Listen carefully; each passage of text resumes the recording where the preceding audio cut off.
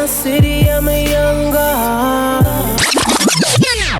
God gang, welcome.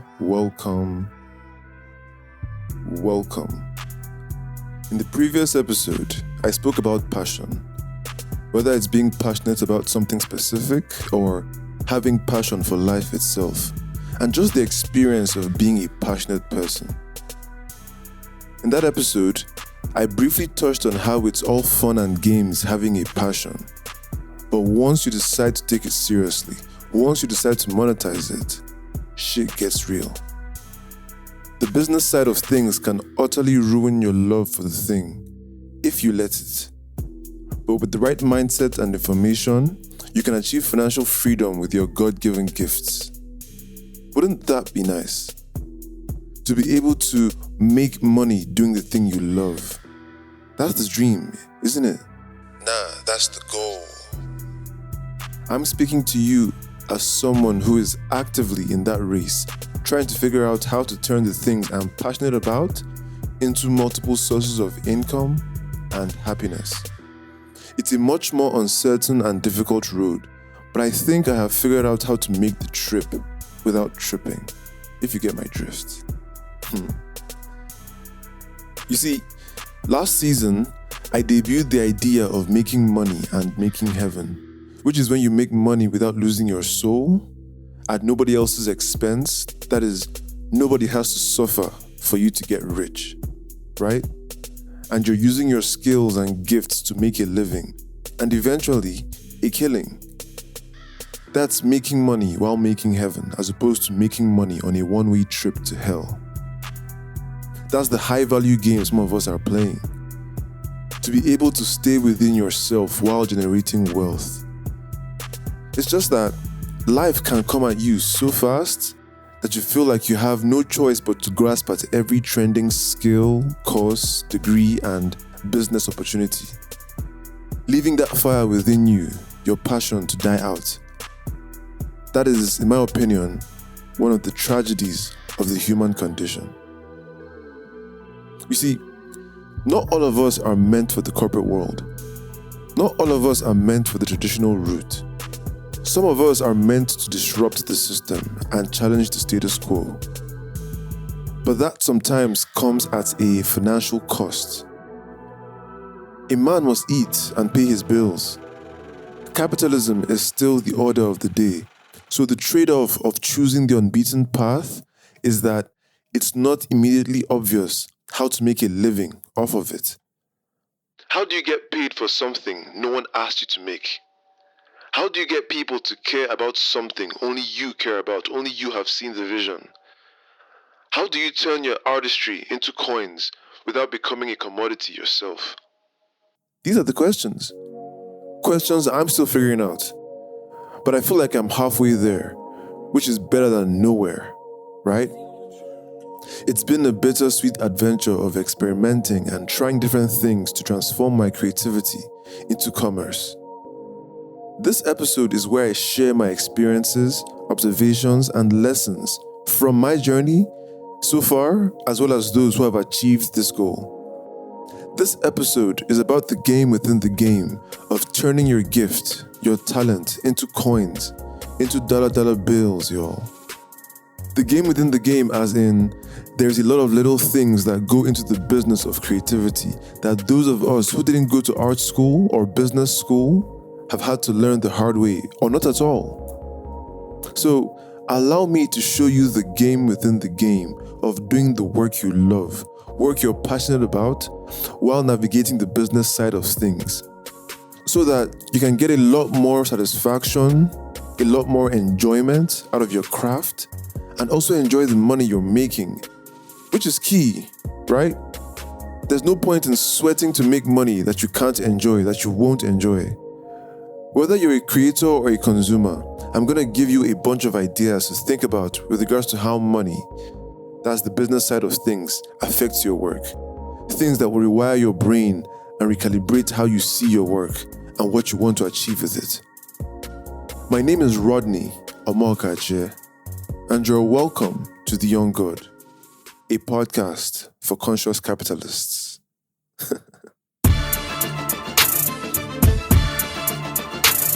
Yeah. Stand back, gotta talk. Watch cost.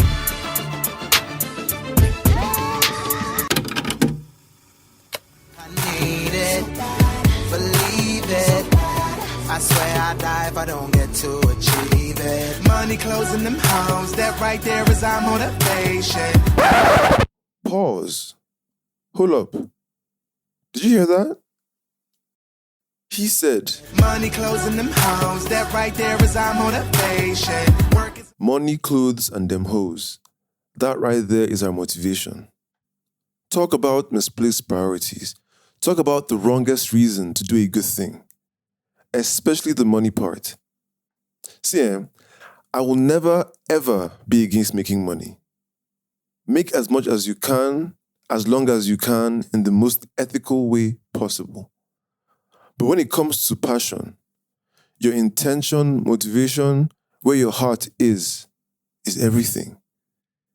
If money is the reason, whatever you see, take. We joke about artists doing their best work when their rent is due. Yes, survival can be a strong motivator, but it's not sustainable. You need something more, something of God. If the goal is to make money and make heaven, money cannot be the reason. It cannot be the number one priority. When you decide to make money and make heaven, you will sweat before you see that money. That's just the heads up in case you're new here. Very, very few hit success instantly. If you're not from a wealthy background, if you don't have access to funds from the jump, this passion-driven lifestyle can be a financial nightmare. This is where most people jump ship. Personally, I knew very early that if I allowed my creative impulses to die because of money, because of making money, I would have become very toxic and unstable. I would not be the God I am today. So I figured that if I was going to choose passion and purpose over profit, I would have to do something that many people cannot do. Live within my means. LWMM. Live within my means. In a world with infinite things to enjoy and spend on, it takes godlike restraint to look away. Fam, if you want to survive the space between 0 and 100, you gotta be fiscally responsible so you can be creatively reckless. Shall I come again? You gotta be fiscally responsible so you can be creatively reckless. Bars. Fiscal responsibility encompasses many things. For starters, it means that whatever money you make must be spent on things that have a long-term return in your quality of life and the execution of your passion. That means spending that money on solar inverters instead of splurging in the club. Making sure your car is regularly serviced so that it can serve you longer. Spending on skills instead of streaming subscriptions. Investing in yourself, basically. Making your home and work environment more comfortable so that you can spend more time on your passion instead of needing to go outside. Basically, investing in yourself. Second, avoid get-rich schemes.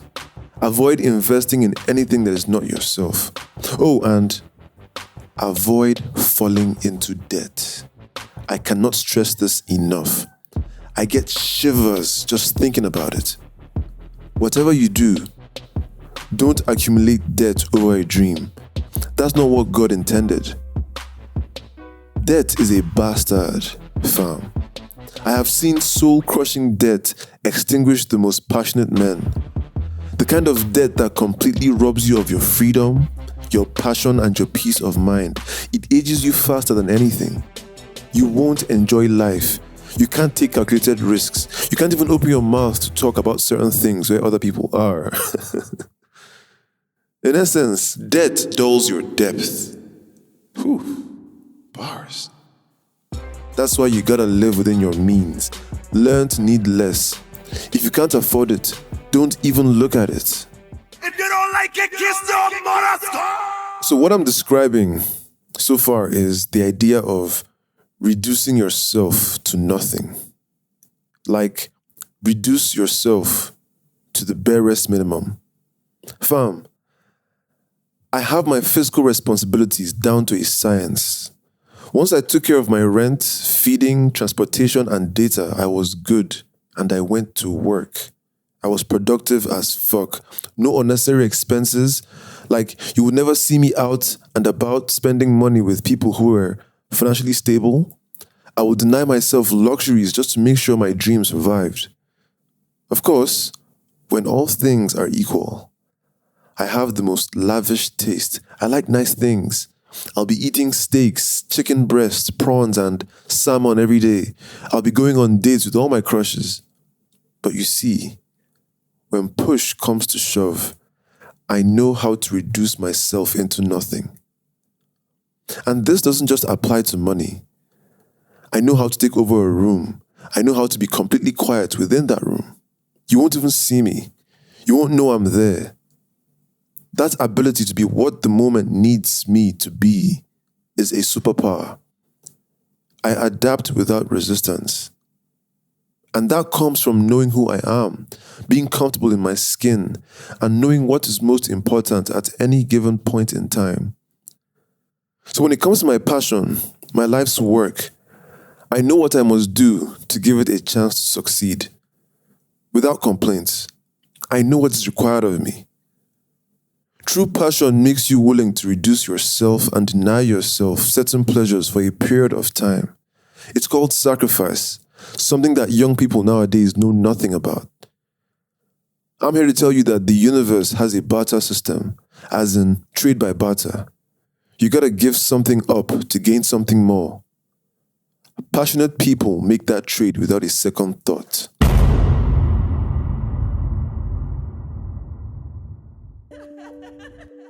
Like I said, I had my fiscal responsibilities down to a science, and because of that, I was able to turn down bad money. Yeah, there's good money and there's bad money. Money that would rob me of my freedom and take me off my mission. I have had offers so delicious it would make the average person dance skelewu, but I turned them down. I was able to do so for 3 reasons. First, like I said, I had learned to manage on very little money. I had my money down to a science. I knew what it would do for me in any economy, in every circumstance. I knew what I had could do for me, and I made the right choices. Obviously, there are times when I would falter, but in general, I knew what my money could and couldn't do for me, and I lived within that, structure. Second, I knew that if I sold out too early, after the money was spent and gone, I would have become very bitter for not realizing my dream. And we can't have that. We need our soul intact the entire ride. I need to see what this looks like 10 years from now, 20 years from now, and still have my soul as a witness. It's like, look where we started and look where we are. No point if your soul is not there at the end of the journey, right? Now, third and most importantly, what I really value in life is ownership, not money. I want to own my time, my efforts, my ideas, and my integrity. See, I'm a free thinker, a powerful talker. If someone like me takes money from certain people or organizations, they will shut me up. I wouldn't be able to speak freely. Fam, know this and know peace. If you don't take their money, they can't tell you what to do. You get to a level of wisdom and you realize that money is the cheapest thing. And that's really the mindset that I want you guys to understand. You have to see money as little. Sure, you need it to buy things, to live and to enjoy certain things. But at the bottom of it in your mind is that money is the cheapest thing. There are more important things. Liberty, freedom are the most precious and valuable of the bunch. It's why when I engage with difficult clients, I set my price almost unreasonably high so that when they protest or make a counter offer, I can propose what I really want, which is more freedom and creative control. I let them know I am willing to take a significant pay cut if they will give me full creative control, as well as publicly acknowledge my company as their creative agency responsible for the project. I play hardball, though. Not because I speak nicely and everything that you think I'm a bitch out here. And immediately, this counter offer sounds way more affordable than whatever number I dropped initially. I send the invoice at 2 p.m. The credit alert hits by 2:16. Chess, not checkers. Which brings me to one more thing. Learn the art of negotiation. I cannot overstate this. Most of the money you will earn in this life will not come down to what you deserve, but what you negotiate. And nothing stings like the feeling of leaving money on the table, like you folded too soon. Because you can't get mad at the money you agreed to. If you take the money, you must deliver without complaint. So to avoid stories that touch and feelings that fuck you up internally, get comfortable asking for what you want and make a good case for why you should be paid that amount. This is the way. Speaking of making money and making heaven, if you're an audio storyteller, you can monetize your voice and your story with Jamit. Visit jamit.app to get started, or download the app from the iOS App Store or the Android App Store. Now, Jamit makes it possible to support creators with either NFT collectibles, subscriptions, and donations. Whatever you need, Jamit has created the tools to turn your passion into profit.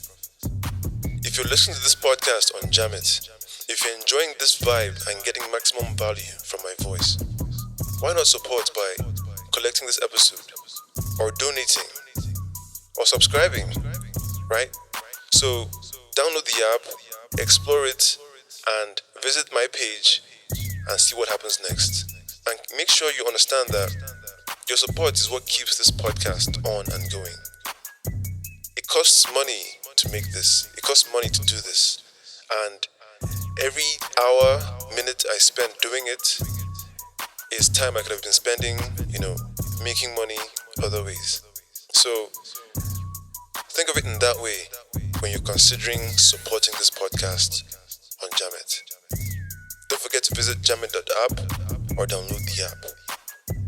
Back to the show. I once read a book about wealth generation, and in it, the author said, "The art of investment is the discipline of inaction in the absence of a good opportunity, but aggressive action when one is identified." Shall I come again? The art of investment is the discipline of inaction in the absence of a good opportunity, but aggressive action when one is identified. That is exactly how it is with passion-driven projects. Sometimes, the success of your project hinges on your ability to wait and wait until you identify the right opportunity, investor, partner, circumstance, environment, or even world event. When the world is not ready, or the right environment does not exist yet, it's prudent to be patient, to work in silence, fine-tuning your craft, refining your offering, preparing for the moment when opportunity meets preparation. If you really do believe that your product, service, or art is that good, that people need to know about it, it is your responsibility to do whatever it takes within ethical boundaries to make them care, aka marketing. A rule of thumb in marketing is to appeal to people's self-interest.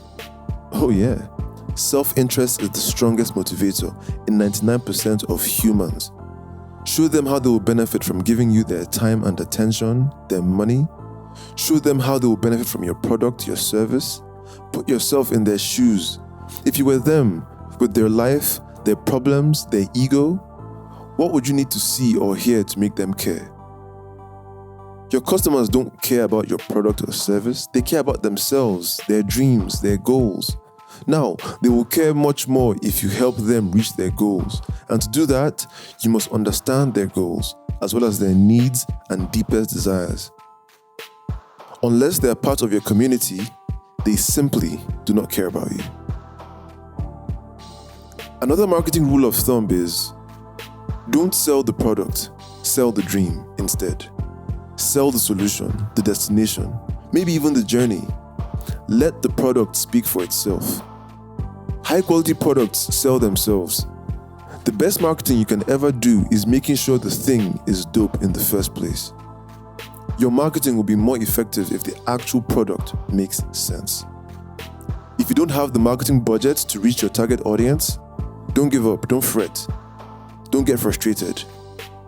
Your best bet at this point is to just keep improving. Master your skill to the nth degree. Become so good at what you do, you become undeniable, impossible to ignore. Play the long game. Commit for as long as it takes. Dedicate the next couple of years to refining your craft. Build a portfolio of truly amazing things. Generate evidence. Document your journey so that when the opportunity comes, you can show you're working. Trust that you're gonna one day make the thing that changes everything. That's God. This is the way. Oh, and by the way, in your desperation to blow, don't be too keen to work with big brands, influencers, and celebrities. Instead, build with the person next to you, your peers, because the people ahead of you are running the game because they came up together. They spoke to each other and worked together. Some of the people next to you are going to be superstars, presidents, CEOs, and the biggest artists in the world someday. Be friends with them. Collaborate with them, build with them. Leave established people alone for now. Look for people that fascinate you and hang with them. Do projects together. Solve the problems you're currently facing together. Lean on one another. This motherfucker don't miss. No, he's fucking good. That motherfucker don't miss, man. He's good. If you're going to make money from your passion, you're going to need a product. And not just any product, a great product. Remember, you're trying to make money and make heaven. So not just any product will do. You need a product that will justify your years in the wilderness. A passion project needs a passion product. Oh my God. A passion project needs a passion product. Great products are works of art. And a true work of art comes from a sensitivity for what is good, both in form and function. This is where I get into the nitty-gritty of going from passion to business, artist to entrepreneur. On paper, art and entrepreneurship are on opposite ends of the spectrum, right? Entrepreneurship says, to make money, make a product people want. But to create art, you must make something you want. That's the difference between a product and a work of art, right? But what if you're able to do both? That is, make the thing you want, but also the world needs. That's a passion product. That's the fine line where art meets entrepreneurship. So, let's turn the gaze on me for a second. I describe myself as an artist entrepreneur. That is, an entrepreneur with the soul of an artist. I am an artist first. I create the thing I want to see in the world first. Then I figure out the business. I figure out the product of it. So, you look at the iPhone and iPad. They are excellent examples of this kind of thinking. Steve Jobs understood a problem so deeply that he created something people didn't even know they wanted. That's art. It is art to make products people don't know they need, to solve the problem before the problem becomes. But this power is not readily available. So few product designers have the right instincts. They lack a sensitivity for what is good. They lack taste. So they can't wait to run it by their users. What do you think? Do you like this? Should we make this? Is it good? Almost as if they're asking for permission. They A/B test everything, which ultimately results in average products. Not bad products, but not great either. You might say that it's giving arrogance to not get inputs from the people you're building for, and you'll be right. But this is one of those situations where arrogance is an asset, because anyone who has ever made or done anything great needs to have a smidgen of subclinical narcissism, that when you're asked, "You think you know better than everyone else?" the answer is, "Yes, I do." Besides, people in general are notoriously bad at knowing what they want or need. The world is littered with amazing products that, if you'd asked the average person, they would have rejected it prematurely. Fam, there's no room for fake humility when you're trying to make something great. Great products don't need anyone's permission to exist except the creators. So build it, test it, brand it, and market it. Then let reality teach you. When reality thrashes one of my ideas, I'm like, "Oh, that's interesting," or "Maybe this will take longer than I expected." I think of failure as research and development, R&D. Why? Because reality is shy. It only reveals itself to those who do not wish it to be something else. Let that sink in. Who's there? It's me, the sink. If you are enjoying this episode, please talk about it, tweet about it, hell, make some content about it. Whatever you do, be sure to mention me on X at I am the Young God, and on IG and Threads at the Young God Pod. Give the world some FOMO. Let them know that something worth paying attention to is happening.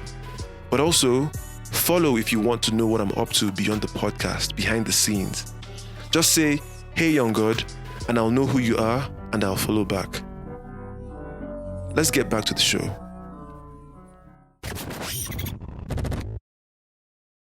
I have said a lot so far. I hope you're still with me. I hope you're still following where I'm going. But I think it's about time I share a real-world example.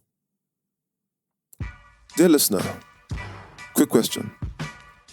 What do Rihanna, Jay-z, and Kanye all have in common? Apart from music and being black billionaires. Any guesses? Don't worry, I'll tell you. They are artist entrepreneurs who have mastered the game within the game. They understand the importance of marketing and building awareness. Music was just a means of getting a foot in the door. By being exceptionally talented at their passions, they were able to get in front of millions of people around the globe at their convenience. This is where building a community and audience comes in.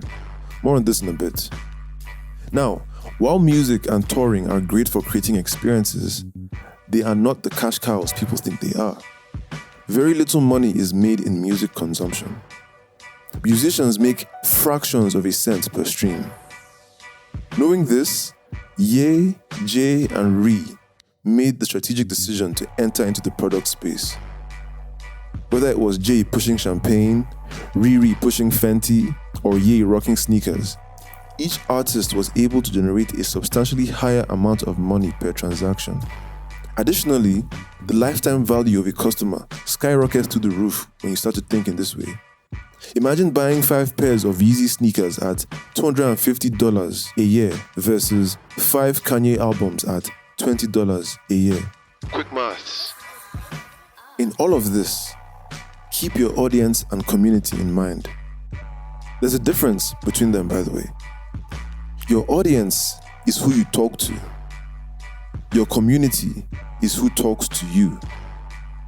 Your audience is a large group of people who choose to engage with your content, your artistry, your product. Your community is a small and committed group of people from your audience who choose to engage with you and participate in creating the community. Community is the deepest form of connection between a group of people. There is nothing quite like belonging to a group of like-minded people who feel encouraged to actively participate. It feels good. If you have a strong community and a great product, you will never be broke again. Your audience and community will stand. They will become customers and ambassadors. Now comes the how. To build an audience, help people. To build a community, help people help each other. Shikenan. To recap, learn how to garner and maintain attention through brand and marketing. Next, maximize the revenue you can generate through mastering a skill. Next, package and productize your interests. 4. Partner with others for scale and speed. 5. Make your money work for you. Simple as pie, right? Right? Wrong. To be honest, it will take some time to figure all this out, unless you went to business school or art school. Most of us become passion-driven after formal education, so we learn the business through trial and error. Now, if you're still in the wilderness figuring the financials out, how does one stay above water until your ship comes in? I talked about fiscal responsibility earlier, right? But there's one more gem I want to share with you. In the previous episode, I said that passion teaches you patience, as in, it teaches you to wait. And as you wait for your time to come, you get real creative at doing more with less. You become comfortable with the uncomfortable, comfortable with uncertainty, a master of what I call the art of adaptation. The art of managing existing circumstances while waiting for or working towards better ones.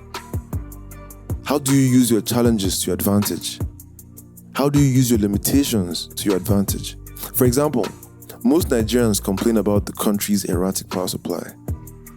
When I moved back from South Africa, I learned to take advantage of every moment there is power, because who knows how long it will be gone for. As a result, today, I am a productivity demon. I can get more things done in less time. What is pressure? Except that it makes diamonds. The Chinese have a philosophy called Jay-z, the art of making something out of nothing, of finding infinite possibility in the blankest of canvases. This is the philosophy behind my art of adaptation. Because passion projects usually start from nothing.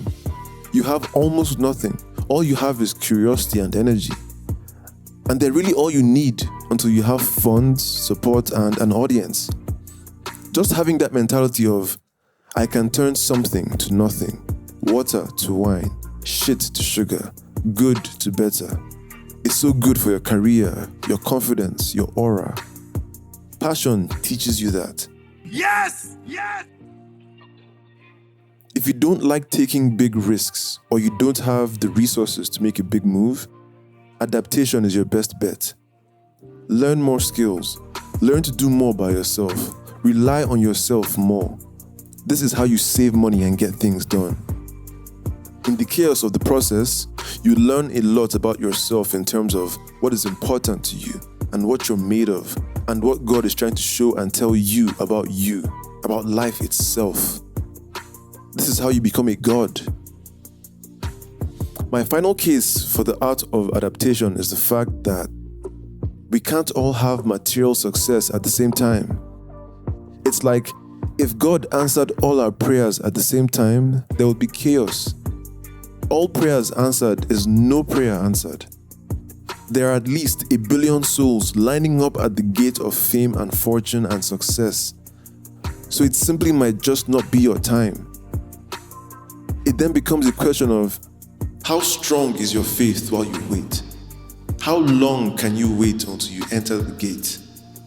If you're truly passionate, the only correct answer is, as long as it takes.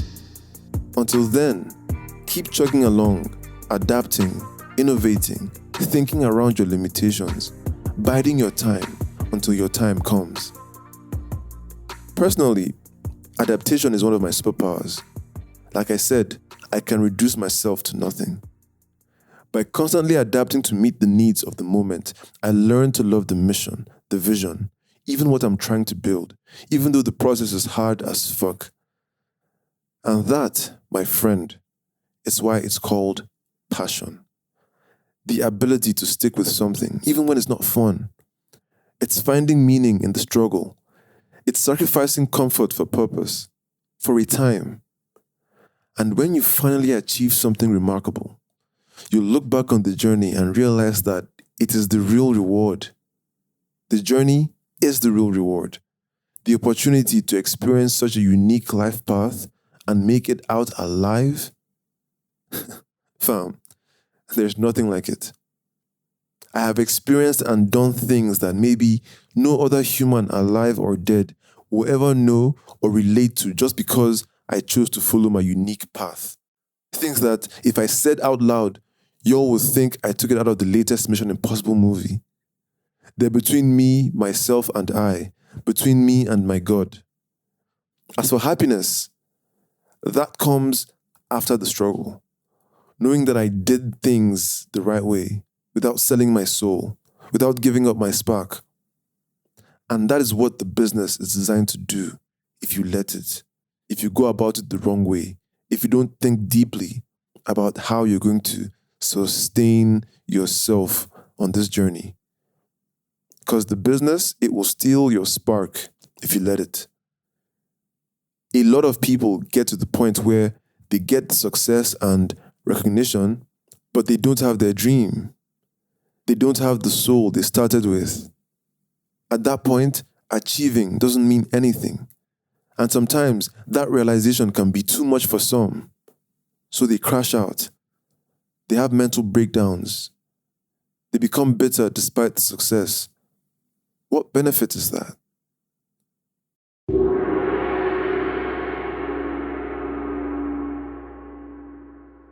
Let us pause for a moment and catch our breaths, shall we? Recenter yourself to this moment by taking several deep breaths. Inhale through your nose. Exhale through your mouth. Again.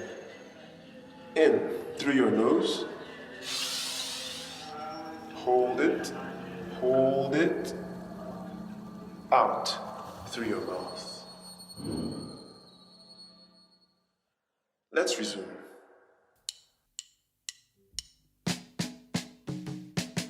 I just want more of us to do the things we love with more faith and strategy. That is it. Faith and strategy. That is the secret to making money and making heaven. Right?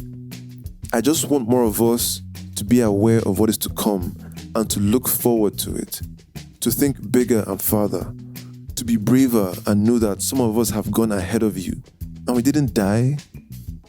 You can make money doing what you love. You can surprise yourself and everyone who chose the secure path. I hope this episode has got you feeling some kind of optimism about your work and your chances of achieving your passion fruit. Okay? Keep the faith. Focus on yourself. Dedicate yourself to the craft. That's your only controllable. And listen to this episode again and again. Listen with a friend. Start conversations. See what applies to your life and what doesn't. Let that be clear. Just because this applies to me, some things may be different for you. Every life is different, and that is the art of adaptation. To think to yourself, what uniquely do I need to do in my life as things are currently constructed, different from person A, person B, person C? What is my life saying, and how do I adjust to it? That's the secret to this thing. Your life and your path will demand something different compared to someone else. And once you tune into that, you can level and move. So listen to this episode again. I've covered everything from marketing, community building, how to act when you don't have money, how to think when money is offered to you, and how to make money from your passion, how to turn artist entrepreneur. And I'm not done. There's more money talk where that came from. In fact, just next week, I'll be speaking about the elusive fuck you money. And there'll be gems, bars, and moments of mind blown. In the meantime, please share, subscribe, and rate this episode if you're listening on Jamit. Wherever you're listening, in fact. This is your reminder to support by collecting this episode or donating cash or crypto via the Jamit app. Thank you so much for your support and for listening. This is The Young God.